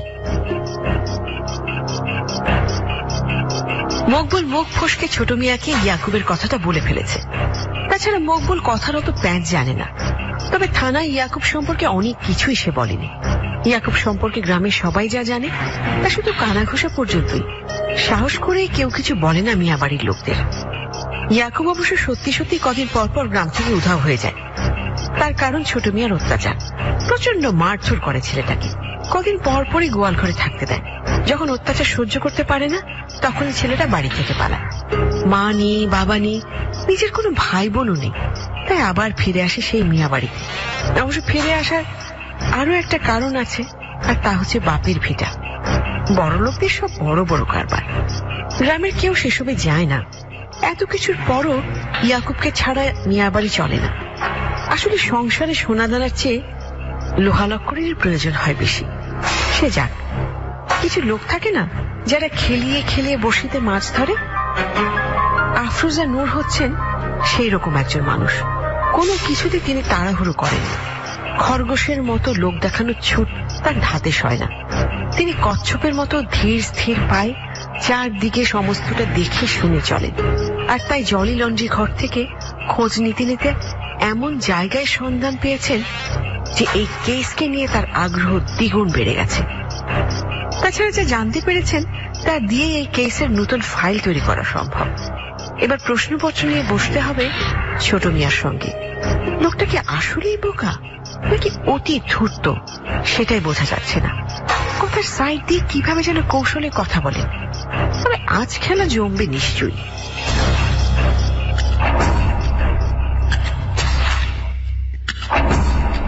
আপনি আমাদের মিথ্যে বলেছেন। ইয়াকুব আপনার সৎ ভাই, অথচ সেদিন অস্বীকার করলেন কেন? দেখেন ম্যাডাম, আমাগো পরিবারের একটা মান সম্মান আছে, আর কিছু বিষয় তো সবার পরিবারেই থাকে, জানিয়া মানুষ তেমন কথা কইতে চায় না। ইয়াকুবের বিষয়টাও সেই রকমই। আর তাছাড়া সামান্য একটা মানি ব্যাগ নিয়ে আপনারা এত তোলপাড় করতেছেন কেন, এইটাই বুঝতে পারতাছি না। কেউ তো ওই লাশ নিয়ে কোনো কেস ফাইল করে নাই। আমি নিজে বাদী হয়ে কেস ফাইল করেছি, এবং এই কেসের তদন্তের জন্য আমাকে যা যা করতে হবে আমি করব। ইতিমধ্যে ডিএনএ টেস্টের অনুমতির জন্য কোর্টে আবেদন করা হয়ে গেছে। কাজেই আপনাকে আমি প্রশ্ন করতে পারি।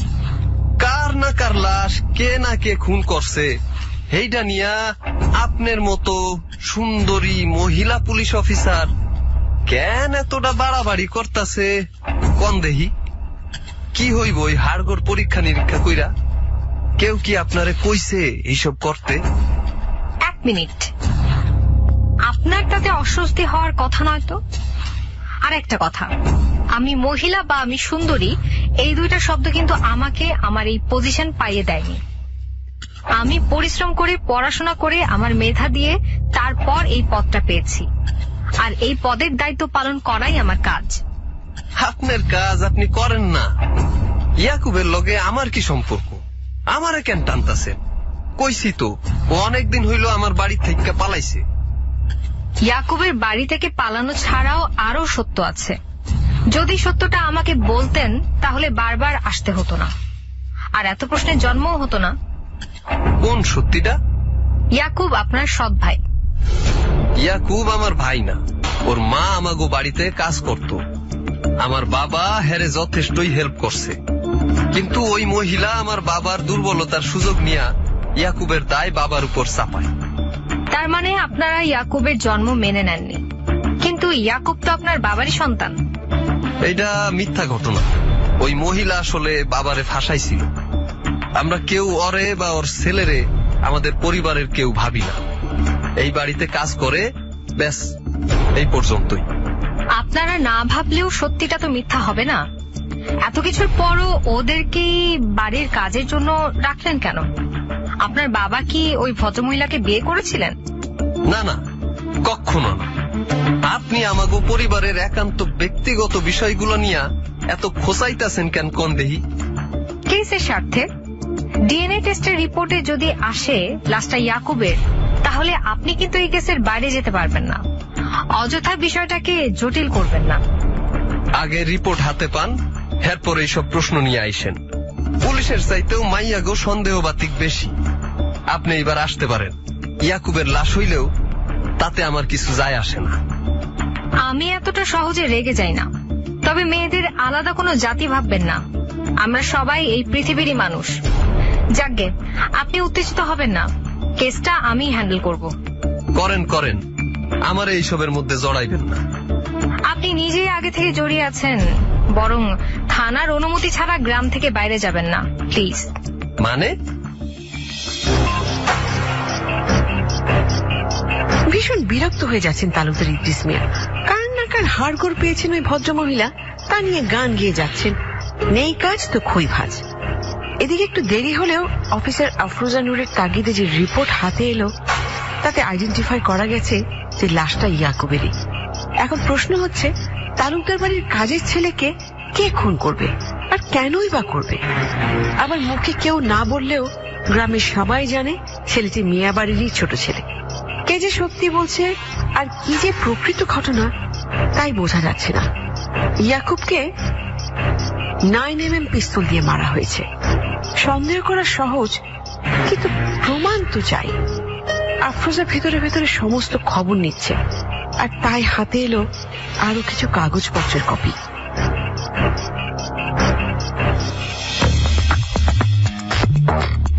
ইয়াকুব হচ্ছে ইস্কান্দার তালুকদারের বৈধ সন্তান। তা না হলে সমস্ত প্রপার্টিতে তার ভাগ সমান সমান হতো না অন্য ভাইদের মতো। তার তো প্রমাণ আমাদের হাতে আছেই। ইয়াকুবের মায়ের বিয়ের রেজিস্ট্রি পেপার। বিয়েটা গোপন হলেও পরে নিশ্চয়ই সবাই জেনে গেছিল। এখন কথা হচ্ছে, ছোট মিয়া অস্বীকার করলেন কেন? আর কেই বা ইয়াকুবকে খুন করলো? ইয়াকুবের খুন নিয়ে বা নিখোঁজ হওয়া নিয়ে ছোট মিয়া তো নির্বিকার কেন? এটা তো পরিষ্কার, সম্পত্তির লোভে ইয়াকুবকে খুন করা হয়েছে। আর সেজন্য সন্দেহভাজন সবাই, অর্থাৎ ছোট মিয়া বা তার অন্য সব ভাইদের কেউ এই কাজ করতে পারে। অন্য কেউ কি খুনটা করে ভাইদের ফাঁসাতে পারে? যেহেতু পারিবারিক কোন্দলটা মোটামুটি সবাই জানে, সেটাই কাজে লাগাতে চেয়েছে খুনি।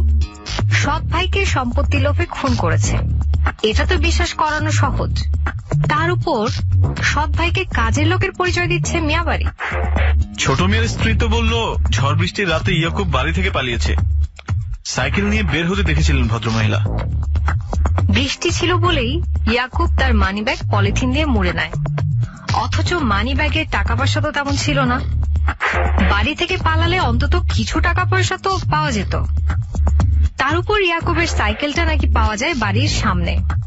তার মানে কি বাড়িতেই খুন হয়েছে ইয়াকুব? ঝড় বৃষ্টির রাতে ওরা লাশটাকে ওই দূরের পতিত জমিতে পুঁতে দিয়েছে। সাইকেলটা বাড়ির সামনে আর ইয়াকুবের লাশ ওই জমিতে, কেমন যেন মিলছে না। আরেকটা পয়েন্ট হচ্ছে যে জমি পতিত পড়ে আছে, ওই জমির মালিক কিন্তু ইয়াকুব।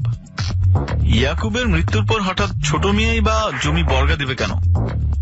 ইয়াকুবের নামে যত জমি জমা বা মিল আছে সেসব খুব শক্ত দলিল করা। আমি সাব রেজিস্ট্রার অফিসে গিয়ে খোঁজ নিয়েছি, কাগজপত্রের কপিও এনেছি। কাগজপত্রগুলো কেস ফাইলে রাখুন, আমাদের সবই কাজে লাগবে। আর মিয়া বাড়ির সবার ফিঙ্গারপ্রিন্ট নিয়ে নেন। মানি ব্যাগে কারোর ফিঙ্গারপ্রিন্ট আছে কিনা দেখুন। Okay madam. মিয়াবাড়ির সবাই সন্দেহের তালিকায় থাকলেও আরো একটা জট নিশ্চয়ই আছে। সেই প্রাইম সাসপেক্টে কি তাই ধরতে পারছি না। এবার অন্যভাবে স্টেপ বাই স্টেপ আগাতে হবে। আপনি সবটা মানে যা জেনেছেন তা নিয়ে কোনো কথা এই মুহূর্তে বলবেন না।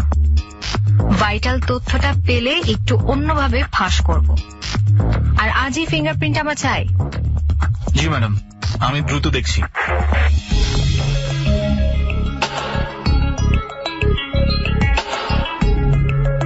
এত রাতে আপনি? প্রায় 11টা বাজে। আসুন, ভেতরে আসুন। আপনার এই কোয়ার্টারে আপনি একলাই থাকেন? ভয় টয় পান না? আমার বরাবরই সাহসটা একটু বেশি, আর পাশেই তো থানা। তাছাড়া গেটে সার্বক্ষণিক 2 জন পাহারাদার দেখেছেন বোধহয়। আমি মার্শাল আর্ট জানি।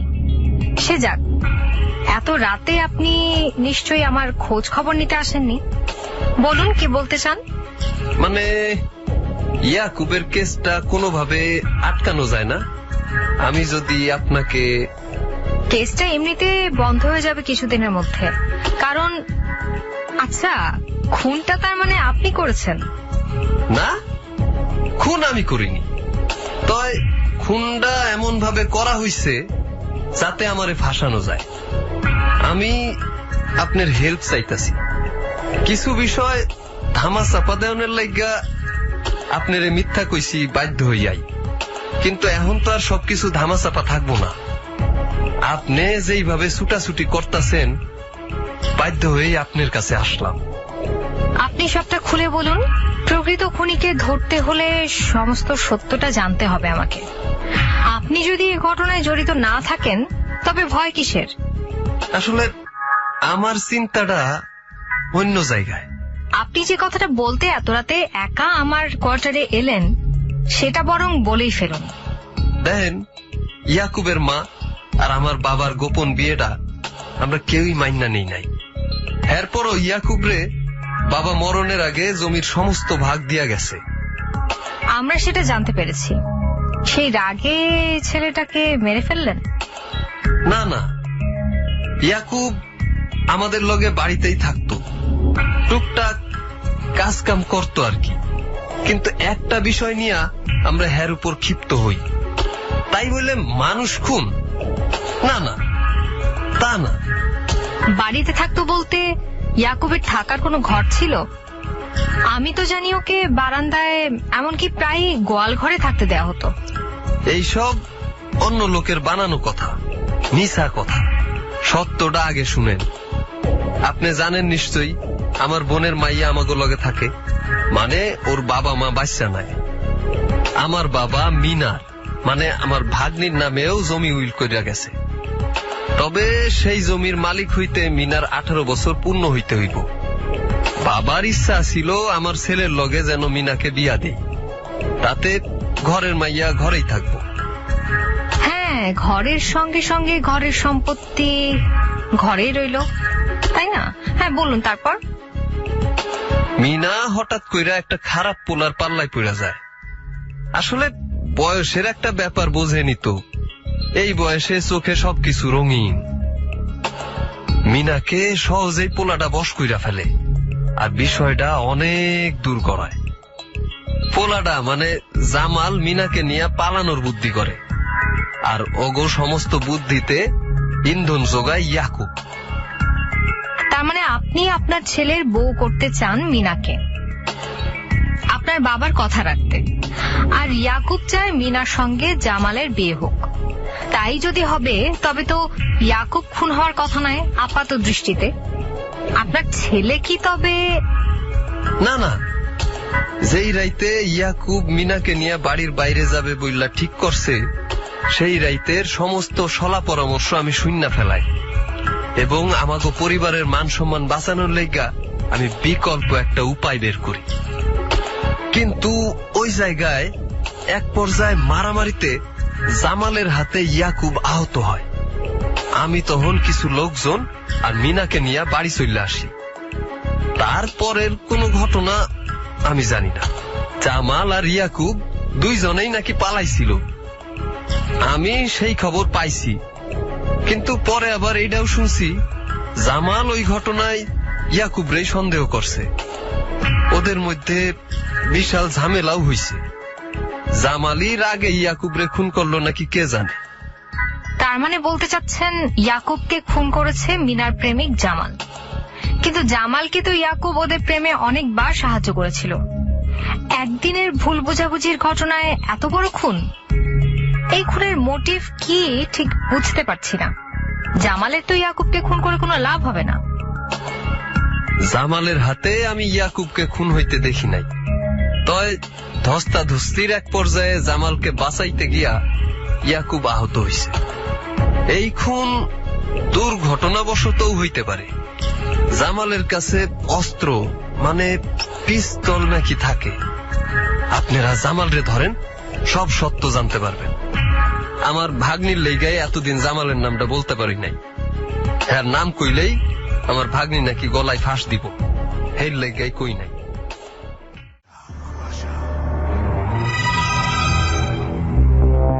কাহিনী ভীষণ জটিল হচ্ছে। দ্বিতীয় পর্বে গিয়ে আমরা আরো রহস্যের মধ্যে জড়িয়ে গেছি। কারণ প্রথম যখন কঙ্কাল পায় মকবুল, তারপরে আবার মকবুলকে পুলিশ থেকে অনুমতি দেওয়া হয় যে সে সেই জমিতে চাষ করতে পারবে।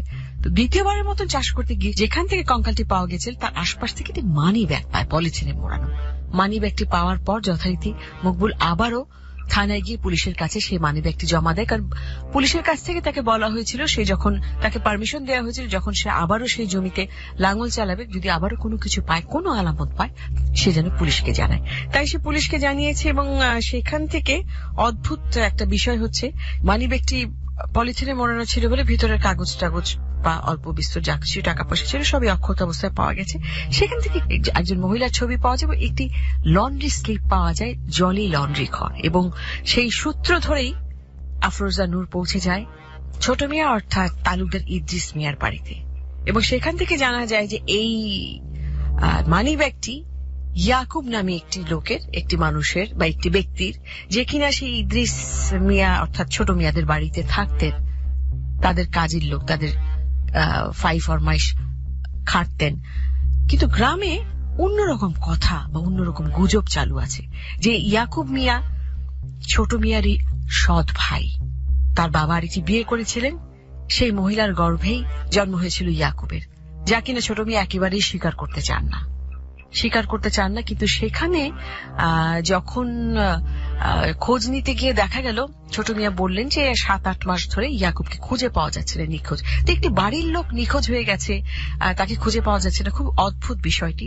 এবং গ্রামের মানুষের কাছ থেকে এসব কানাঘুষা শোনার পর আরো জানা গেল যে ছোট মিয়া অত্যন্ত অত্যাচার করতেন ইয়াকুবকে, যার ফলে ইয়াকুব প্রায় গায়েব হয়ে যেতেন এবং তাকে খুব ভালোভাবে ট্রিট করা হতো না। কখনো গোয়াল ঘরে, কখনো বারান্দায় শুতে দেওয়া হতো। একটা পর্যায়ে জানা যায় যে ইয়াকুব মিয়া আসলেই ছোট মিয়ার ছোট ভাই অর্থাৎ সৎ ভাই ছিলেন এবং সমস্ত জমি জমা সমানভাবে ভাইদের মধ্যে ভাগ করা হয়েছে এবং ইয়াকুব মিয়ারও অংশ রয়েছে, সেই ভাগ রয়েছে সেই জমি জমাতে, সম্পত্তিতে। ছোট মিয়া যতই অস্বীকার করুক না কেন, পুলিশের কাছে সমস্ত প্রমাণ চলে আসে যে ইয়াকুব মিয়ার মাকে বিয়ে করেছিলেন ছোট মিয়ার বাবা তালুকদার, এবং সেই বিয়ের রেজিস্ট্রির কাগজও তাদের কাছে আসে। এবং একটা পর্যায়ে ছোট মিয়া স্বীকার করে যে হ্যাঁ, ইয়াকুবের মায়ের সঙ্গে তাদের বাবার বিয়ে হয়েছিল। কিন্তু ঘটনা অন্যরকম, তাকে ফাঁসানো হচ্ছে। একটা অদ্ভুত ঘটনা আমরা এখানে শুনতে পাই, যেটাতে পুরো ঘটনার মোড় ঘুরে গেছে। যেখানে ছোট মিয়া বলেন যে তাদের আপন বোনের মেয়ে মিনা এবং জামালকে হেল্প করতো ইয়াকুব, এবং সেই রাতে জামালের সঙ্গে দেখা করে ইয়াকুব, এবং এক পর্যায়ে হাতাহাতি হয় এবং হাতাহাতির এক পর্যায়ে আহত হয়ে যায় ইয়াকুব, এবং সেখান থেকে মিনাকে নিয়ে চলে আসেন ছোট মিয়া।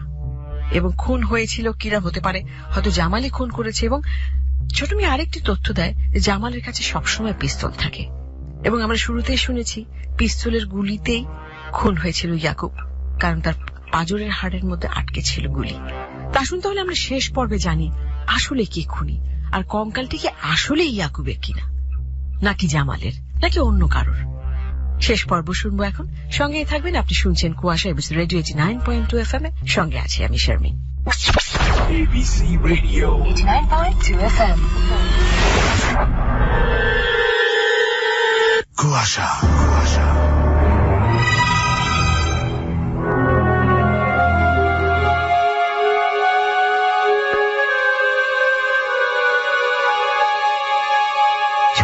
রাগবাড়ি এতটা সাহায্য ঠিক ভালো লাগেনি আফরোজা নূরের, কিন্তু একেবারে উড়িয়েও দেয়া যাচ্ছে না কথাগুলো। তার মানে কি? এই খুনের মোটিভও তো উল্টো দিকে যাচ্ছে। সৎ ভাইয়ের নামে এত সম্পদ লিখে দেয়া, এটাই তো খুনের কারণ মনে হচ্ছিল। কিন্তু এ তো দেখা যাচ্ছে প্রেম ঘটিত কেস। একটা বাচ্চা মেয়ের অবুঝ প্রেম আর সম্পদের কঠিন চাপ, দুই মিলে যেন গোল মেলে টানাপোড়েনের ভেতর দিয়ে যাচ্ছিল ছেলে মেয়ে দুইটা। ওদের ভুলের কারণে তবে একজন নির্দোষ অসহায় মানুষ ঘটনাস্থলে খুন হলো অ্যাক্সিডেন্টালি। খুন খারাপের কোনো প্ল্যানই তো এখানে ছিল না।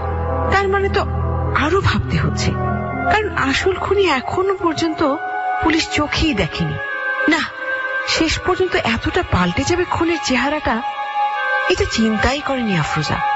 আচ্ছা, ছোট মেয়ে ইচ্ছে করে কেসটার পুরোটা নিয়ে খেলছে না তো?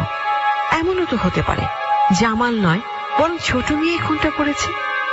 কোনো প্রমাণ রাখেনি ঠিকই, কিন্তু তারপরও ওনার দিকে পুলিশের তীরটা জোরালো ভাবে আসতে দেখে নিজেই সবটা জেনে বুঝে পাল্টে দিয়েছেন। এবার জামালকে খুঁজে বের করতে হবে এবং জামালকে আর মিনাকে একসঙ্গে জিজ্ঞাসাবাদ করতে হবে। তাহলে ফাঁক ফোকর দিয়ে অনেক সত্যি বেরিয়ে আসবে।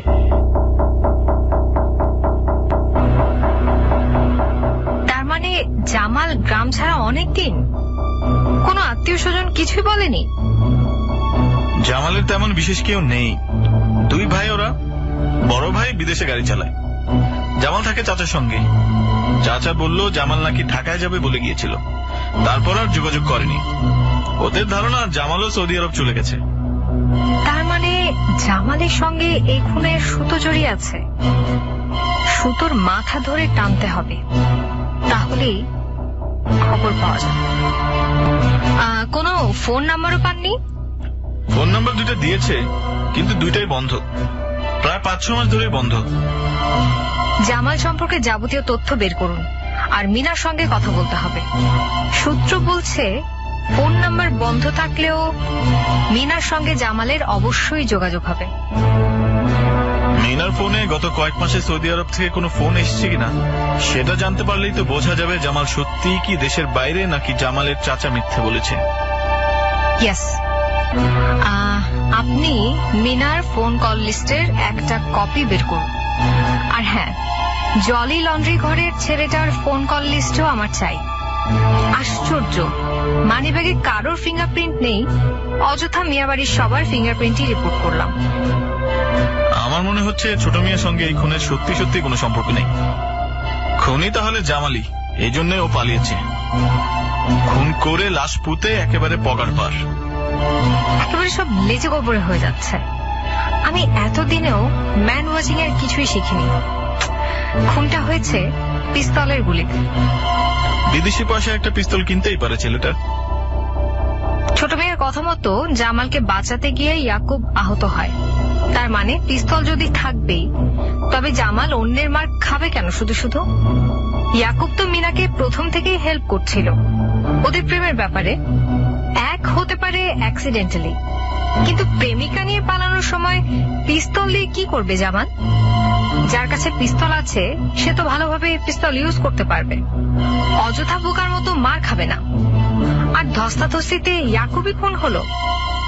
ছোট মিয়ার কোনো লোক নয় কেন? এটা অ্যাক্সিডেন্টালি খুন নয়, পাকা মাথার পরিকল্পনা এবং দীর্ঘদিনের নয় তো।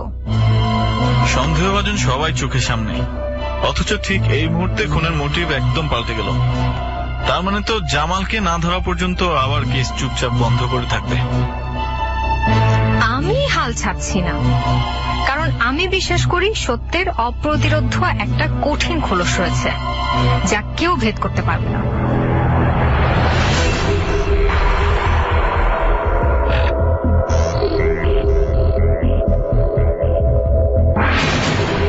পুরো কেস হিস্ট্রিটা আফরোজা নূর আবারও স্টাডি করলো বারবার।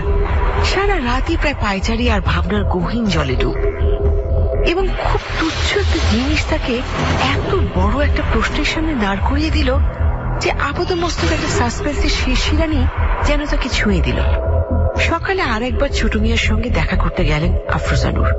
খুব শান্তভাবে ছোট মিয়ার ঘরে বসে কিছু কথা বললেন এবং এর আগে হঠাৎ চোখে পড়া একটা জিনিস আবারও ঝালাই দিয়ে দিলেন।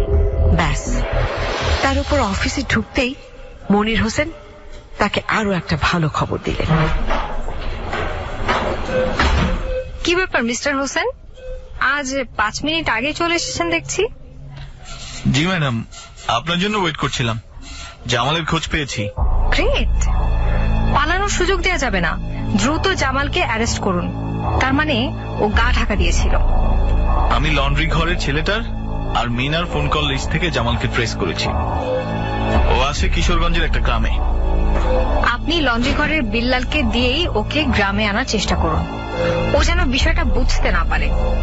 আপনার তো সবসময় চোটপাট আর ভয় দেখানোর ইচ্ছে, এবার সেই ইচ্ছাটাও পূরণ করুন।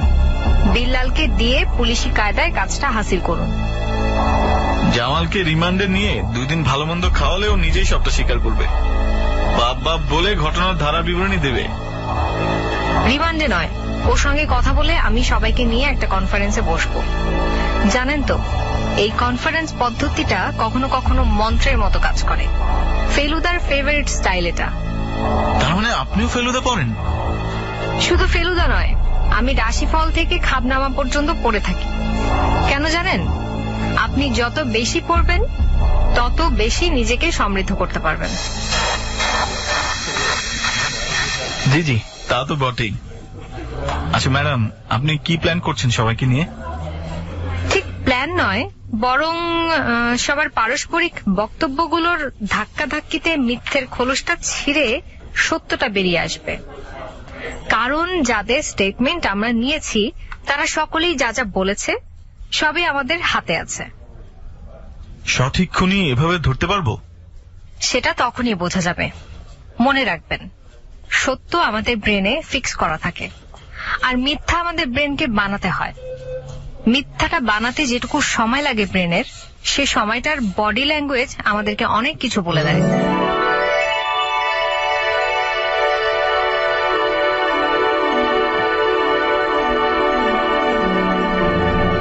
যদি কিছু মনে না করেন একটা কথা বলবো ম্যাডাম?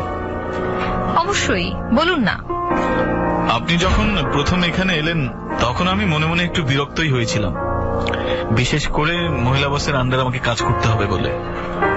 কিন্তু এখন মনে হচ্ছে আপনি না এলে কত কিছু আমার জানা হতো না।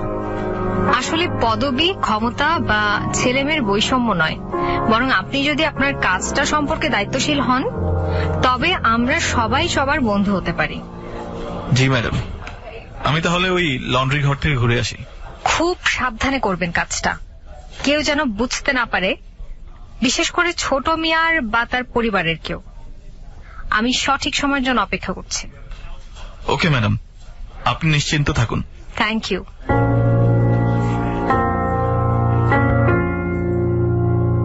নিজেকে মানুষ সকল অপরাধের ঊর্ধ্বে মনে করে। যে খুন করে সেও খুন সম্পর্কে একটা ব্যাখ্যা দাঁড় করায় নিজের সাফাইয়ের জন্য। মনকে আমরা নানাভাবেই বোঝাই, আমি যা করেছি তা এজন্য করেছি যে আমার উপায় ছিল না।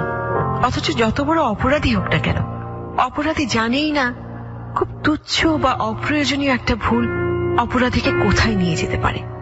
তেমনি তুচ্ছ আর ফেলে দেয়া বাদ দেয়া কিছু ঘটনার ভেতর থেকেই আফরোজা নূর প্রকৃত খুনিকে ধরে ফেলেছেন, তবে প্রকাশ করেননি, এমনকি মনির হোসেনের কাছেও না।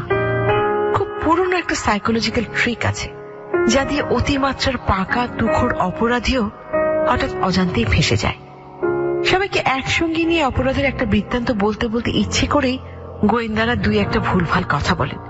যিনি বলেন তিনি কৌশলে করেন কাজটা, কিন্তু অপরাধী হঠাৎই অসর্কতায় ভুল ধরিয়ে নিজে যেচে ধরা পড়ে। কারণ সত্যিটা আমাদের ব্রেইন ফিক্সড করে রাখে। তার মানে ইয়াকুবের খুনি নিজেই স্বীকার করলো সেদিন রাতের ঘটনা। যাক, নিজেই আমাদের কাজটা সহজ করে দিলেন। আপনি কি ভেবেছিলেন জামালকে ফাঁসিয়ে দেবেন মন গড়া গল্প শুনিয়ে? উল্টে গেল যে। সব মিছা কথা, আমি খুন করি নাই। আমি কেন ইয়াকুবরে খুন করুন?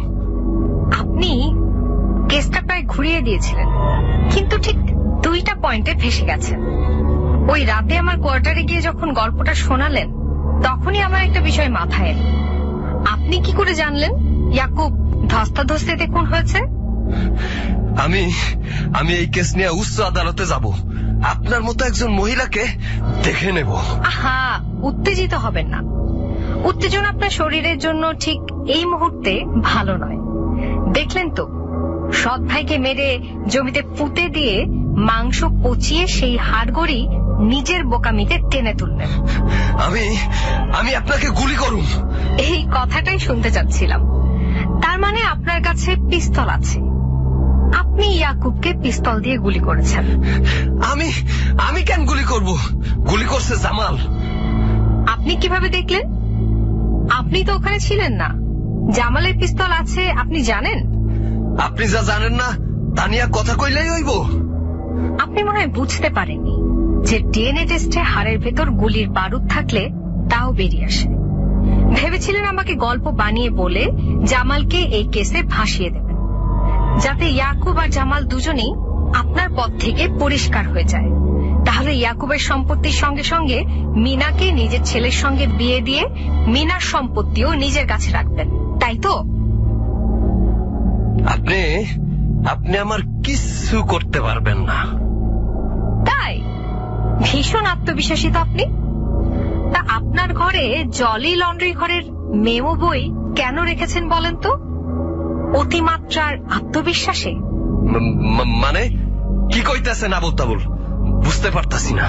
জলি লন্ড্রি ঘরের একটা স্লিপ ইয়াকুবের মানিব্যাগে পাওয়া গেছে, যাতে শুধু দোকানের নাম আর ডেলিভারি ডেট দেয়া। ওই স্লিপ আপনি লিখেছেন, কারণ জলি লন্ড্রি ঘরের সমস্ত স্লিপ আমি দেখেছি। লন্ড্রি ঘরের মালিক কখনোই উপরে লন্ড্রি ঘরের নাম লেখা থাকার পরও জলি লন্ড্রি ঘর লেখেন না, আর ডেলিভারি ডেট লিখলেও তাতে কাপড় কয়টা তা উল্লেখ থাকে। বিল্লাল তাড়াহুড়ায় স্লিপটা দিছিল আর কইছিল রাইতেই কাপড় তুইলা নিতে, কারণ ও সকালে ময়মনসিংহ যাবে। তাহলে সে রাতে মিনাকে নিয়ে পালাবে সেটা কিভাবে সম্ভব ইয়াকুবের? আমি তো আপনার আগেই কইছি, আমি ওদের সমস্ত কথা শুনছিলাম। সব কথা শুনে ওদেরকে আটকালেন না, বরং ঝড় বৃষ্টিতে লন্ড্রি ঘরে পাঠালেন। মিনা তাহলে কখন বের হলো? স্ট্রেঞ্জ। কেন অযথা তর্ক করছেন মিস্টার তালুকদার ইদ্রিস মিয়া?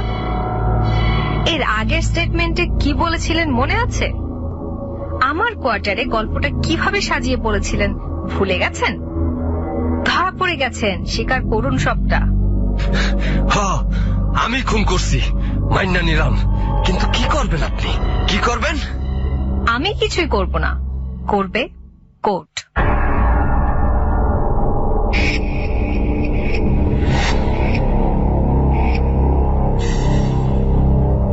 ছোট মিয়া আসলে মিনা আর জামালের প্রেমের সম্পর্কটাকে কাজে লাগিয়ে একটা গল্প বানিয়ে আফরোজাকে বলেছিল, যাতে কেসের মোড়টা একটু ঘুরে যায়। আসলে তালুকদার ইদ্রিস মিয়াই চাচ্ছিল আফরোজা ব্যস্ত থাকুক, আর ওই ব্যস্ততার সময়টাকে ইদ্রিস মিয়া কাজে লাগাবে, যাতে কেসটা বন্ধ করতে বাধ্য হয় আফরোজা। কিন্তু জামাল আর মিনার সম্পর্কটাকে বুদ্ধি করে আফরোজা একটুখানি জোড়া দিল, ব্যাস দুজনে মন খুলে সব সত্যি কথা বলায় ফাঁকগুলো ধরা পড়ে গেল। এছাড়া লন্ড্রি স্লিপের বিষয়টা হঠাৎ মাথায় এলো আফরোজা নূরের। সত্যির শক্তি এবং 2 2 4 মিলে সমস্ত জট খুলে গেল। ঝড় বৃষ্টি সে রাতে লন্ড্রি ঘরের স্লিপ নিজে লিখে ইয়াকুবকে বাড়ি থেকে বের করে ইদ্রিস মিয়া। আর নদী পার হতেই ছোট মিয়ার লোকজন ইয়াকুবকে ওই শিমুলতলার পশ্চিম কোণার পোড়া জমিতে নিয়ে যায় মুখ বেঁধে। একে তো বৃষ্টি, তার উপর তড়িঘড়ি কাজ। ছোট মিয়া গোপনে বাড়ি থেকে বেরিয়ে পড়ে, খুব কাছ থেকে পিস্তল দিয়ে গুলি করে। যেহেতু ছোট মিয়া প্রফেশনাল খুনি নয়, তাই যেভাবে হোক গুলিটা ঠিক কায়দা মতো লাগেনি, হাড়ের ভেতরে আটকে ছিল। তবে ইয়াকুবের মৃত্যু হয়েছিল ঠিকই, আর পিস্তলটা তিনি একেবারে উধাও করে দেন খুনের পরপরই। সম্পত্তি তো আছে, সেই সঙ্গে শহরের একটা মিল বাবা বড় ছেলেকে না দিয়ে তার দ্বিতীয় পক্ষের ছেলেকে দিয়ে দিলেন, সেটা ছোট মিয়া কোনো মতেই মেনে নিতে পারেননি। তাছাড়া ওই মিলটা সে বাবার কাছে নিজে থেকে চেয়েছিল, অথচ বাবা শক্ত দলিল করে ইয়াকুবকে দিয়ে দিল। আবার ইয়াকুবের জন্য মিনার সম্পত্তিও প্রায় হাতছাড়া হয়ে যাচ্ছিল।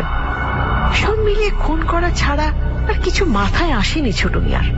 কিন্তু ওই যে বলে বিধিবাম, ইয়াকুবকে খুন করে জমিতে পুঁতে দিয়ে বাড়িতে ইয়াকুবের সাইকেলটা নিয়েই ফেরেন ছোট মিয়া, কারণ বুদ্ধি করে ইয়াকুবের শার্টে পড়ে যান তিনি সে রাতে।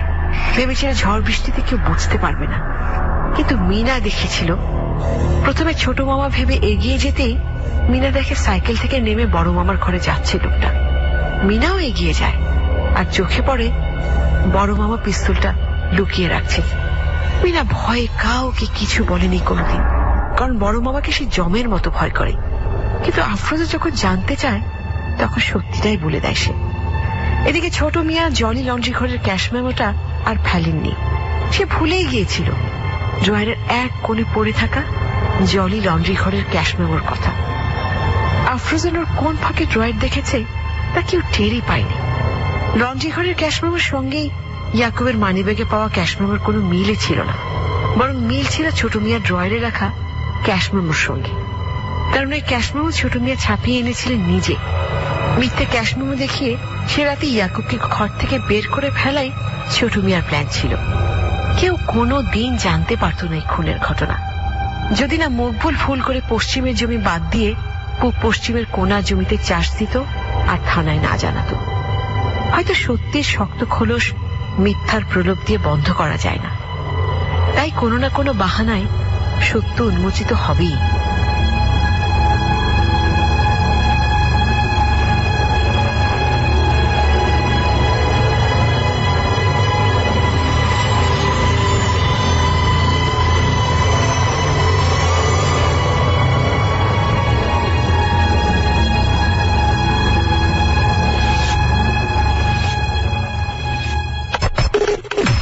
ABC Radio 89.2 FM.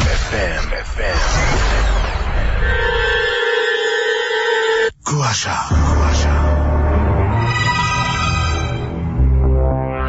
শেষ হয়ে গেল আজকের কুয়াশার গল্প। আজকের গল্পের নাম লন্ড্রি স্লিপ। লিখেছেন মাকসুদুর রহমান মেঘনা, নাট্যাংশ পরিচালনায় ছিলেন শেগুফতা আবিদ শাড়ি, সাউন্ডে ছিলেন খালিদ। আর জানিয়ে দিচ্ছি তাদের নাম যারা আজকের গল্পে বিভিন্ন চরিত্রে অভিনয় করেছেন। আফরোজা নূরের চরিত্রে অভিনয় করেছেন শাড়ি, মনির হোসেনের চরিত্রে ছিলেন আপেল, ছোট মিয়া বা তালুকদার ইদ্রিস মিয়ার চরিত্রে অভিনয় করেছেন মঞ্জু, মকবুলের চরিত্রে অভিনয় করেছেন জাহিদ, আর বিলকিসের চরিত্রে অভিনয় করেছেন মেঘনা। জানিয়ে দিলাম আজকের কুয়াশার কলাকুশলী।